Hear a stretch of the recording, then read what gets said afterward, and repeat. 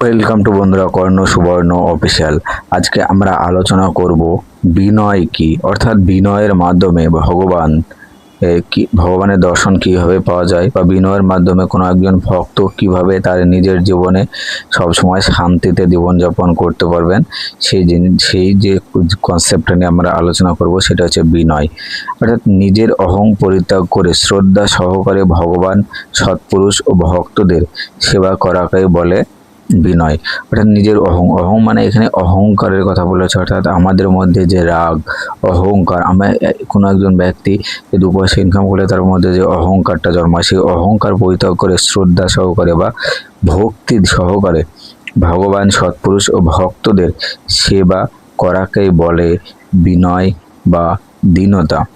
আত্মশ্লোঘা থেকে যে আনন্দ অনুভব করে, বা আপনি বিনয় হবার পরে আপনার আত্মা, অন্তরের আত্মা যে আনন্দ অনুভব করে তা অন্য কোনো বস্তু থেকে প্রাপ্ত হয় না। ভক্তদের মধ্যে যিনি অহংকার পরিত্যাগ করে ভগবানের সেবা করেন তাকেই মহান ভক্ত বলা যায়।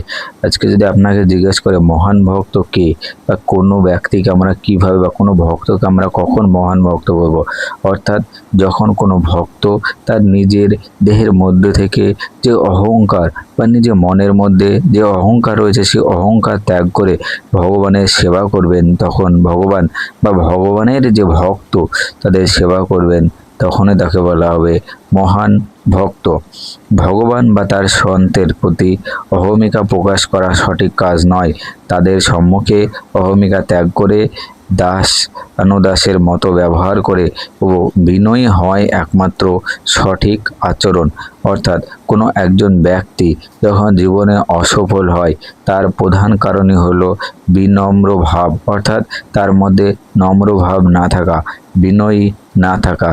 বিনয়ী না থাকার কারণে তার মন সর্বদা চঞ্চল, উজ্জ্বল হয়ে থাকে, তারপরে তার নিজের প্রতি কোনো নিয়ন্ত্রণ থাকে না, তখনই সেই ব্যক্তি জীবনের উন্নতি করতে পারে না।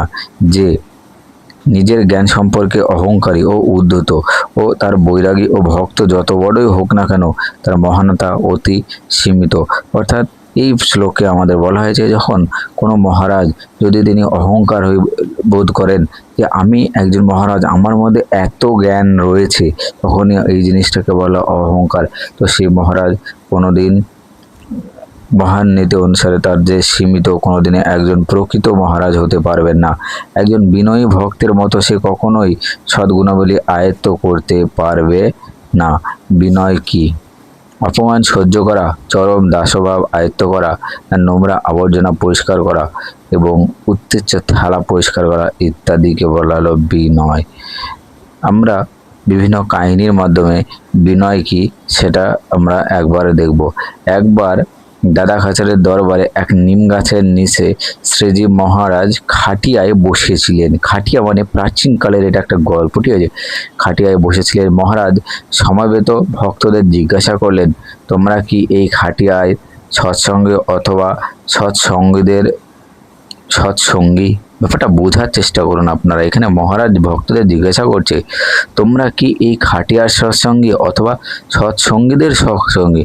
মানে মহারাজ ভক্তদের বলছে, তোমরা যে ওই যে খাটিয়ার উপরে বসে রয়েছো, তোমরা কি ওই খাটিয়ার সৎসঙ্গী, না খাটিয়ার উপরে বসে থাকা যে সমস্ত ভক্ত রয়েছে তোমরা তাদের সৎসঙ্গী?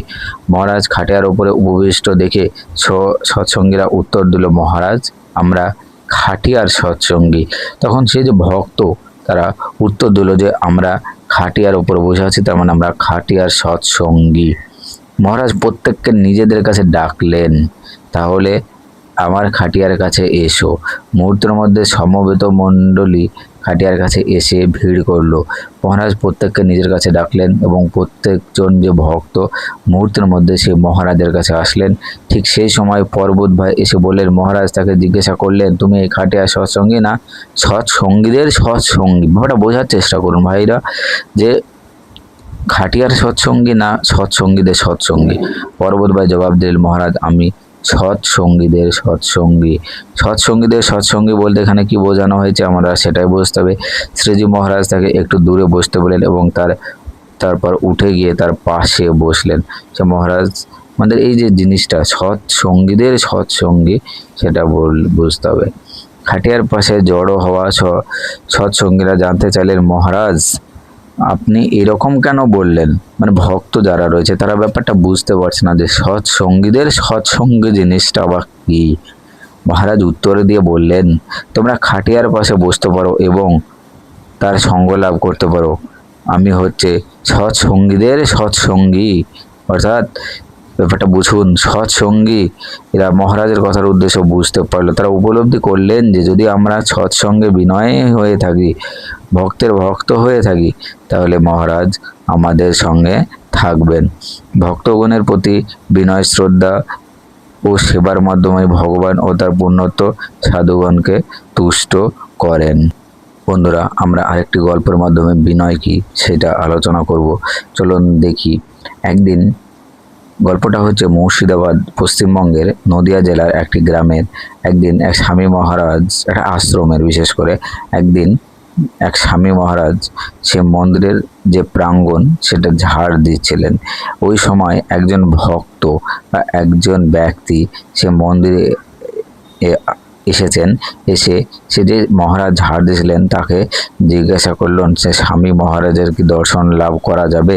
তিনি সেই স্বামীকে আগে কখনো দেখেনি, তাই তাকে জিজ্ঞাসা করলেন যে কোথায় আমি ওই মন্দিরের মহেন্তের সঙ্গে দেখা করতে পারি, মানে ওই মহারাজ, ওই যে আশ্রম বা ওই মন্দিরের যে প্রধান ব্যক্তির সঙ্গে আমি কিভাবে দেখা করতে পারি। তখন স্বামী মহারাজ ঝাড়ু দিতে দিতে উত্তর দিলেন, আপনারা প্রার্থনায় সভায় যেতে পারেন ও বসতে পারেন, তিনি একটু পরেই আসবেন। অর্থাৎ সে স্বামী মহারাজ বললেন যে ভক্তদের উদ্দেশ্যে যে আপনারা প্রার্থনা সভায় যান, গিয়ে ওখানে বসুন, একটু পরেই তিনি আসবেন। ওই মুহূর্ত ও শিষ্যরা প্রার্থনা সভায় গেলেন। একটু পরেই সেই স্বামী মহারাজ হাত পা ধুয়ে এলেন এবং প্রধান আসনে বসে জিজ্ঞাসা করলেন, আমি কি আপনাকে সাহায্য করতে পারি?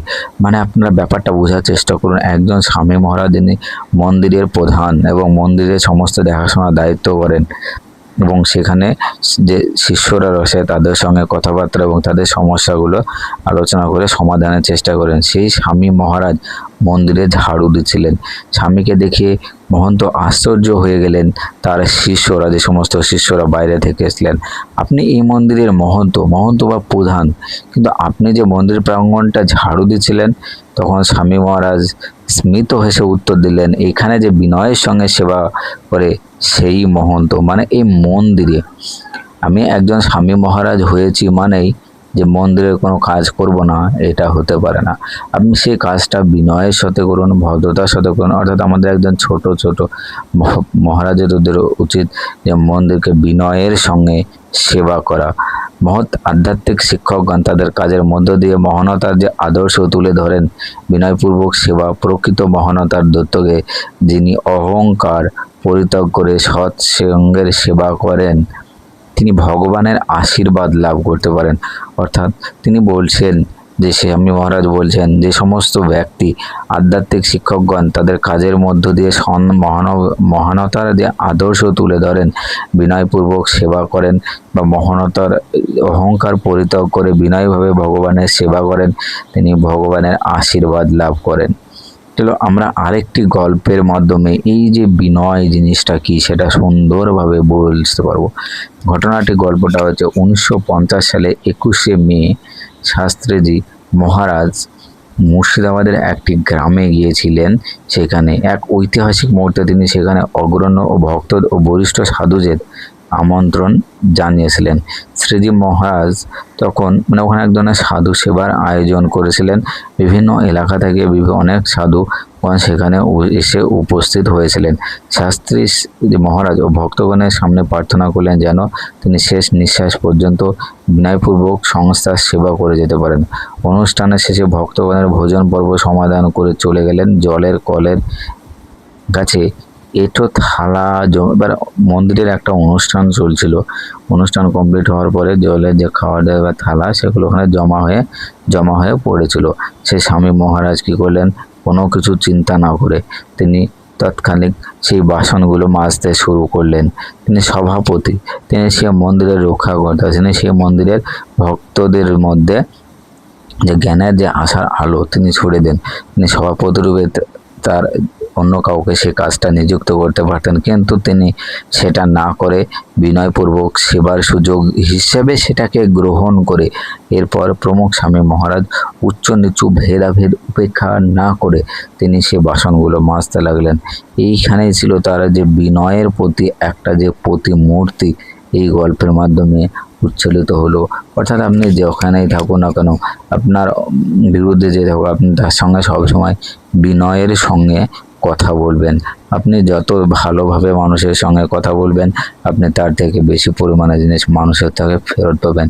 আপনি বিনয় যত হবেন, আপনার পঞ্চেন্দ্রিয় চক্ষু, জিহ্বা বা মন, এইগুলো কি হচ্ছে আপনার নিয়ন্ত্রণ থাকবে। আর এই পঞ্চেন্দ্রিয় আপনার কাছে নিয়ন্ত্রণ হওয়া মানে আপনি জীবনে সফল হবেন। আপনার সফলতাকে কেউ আটকাতে পারবে না। হরে কৃষ্ণ, জয় শ্রীকৃষ্ণ, জয় শ্রী রাধে রাধে।